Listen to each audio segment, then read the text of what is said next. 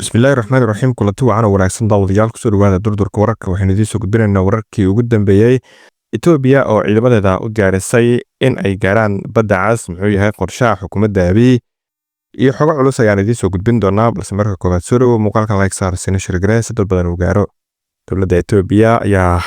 markaa ka sii dambeysa si xoojinaysa isku dayga ay ku doonayso inay ku gaarto biyaha badda cas waxaana haatan diyaarisay ciidamadeeda si ay u fuliyaan qorshaheeda gaarka taliyaha kuuriyadda difaaca Itoobiya General Bulti Tadesse ayaa isaga oo la hadlayay ciidan cusub oo loo markaasi tababar loo soo xiray sheegay in ay ka go'an tahay sidii ay u gaari lahaayeen badda cas ayna u rumeyn lahaayeen riyada ay ku taamayaan shacabkooda ee gaaridda biyaha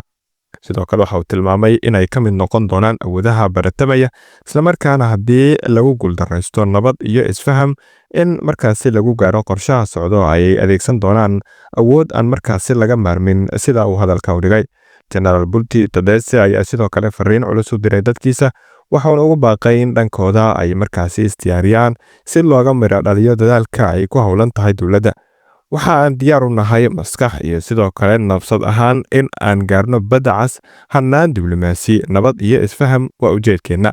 haddii markaasi loo baahdo in aan fulino amarka dowladdeena mustaqbalka iyana waa halkeeda ayuu markaasi sii raaciyay hadalka taliyaha oo u muuqday hanjabaad culus hadalkan waxaa ka horreeyay mid kale oo isna goor sii horreysay jeediyey ra-iisul wasaare Abiy Axmed oo sheegay inay tahay arrin waqti markaasi uu ka xigo inta aysan Itoobiya dib ula wareegin gacan ku haynta dekedda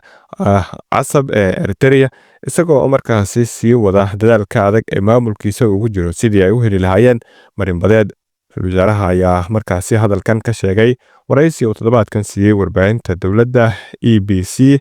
ee ka hor xarig jarka biyo-xireenka weyn ee markaasi dib u celashada ah Itoobiya isagoo ku nuxnuuxsaday in markaasi la gaaray xilligii la saxayay khaladaadkii hore isagoo fadhiya xeebaha harada weyn ee macmalka ah ee uu sameeyey biyo-xireenka oo loogu magacdaray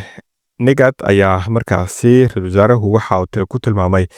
luminta marinkii dekedda Casab inay ahayd khalad dhacay 30 sano ka hor badda cas waxay qayb ka ahayd Itoobiya 30 sano ka hor ayuu yiri khaladku shalay ayuu dhacay berrina waa la sixi doonaa ayuu yiri Abiy Axmed si kastaba ahaatee raadinta marinka badeed ayaa durba xiisad markaasi ka dhalisay dalka dariska la ee Soomaaliya dalkaas oo heshiis afgaal hordhaca lala galay markaas ay la galeen Somaliland sanadkii 2024 oo sababay buuq iyo sawaxan aad culus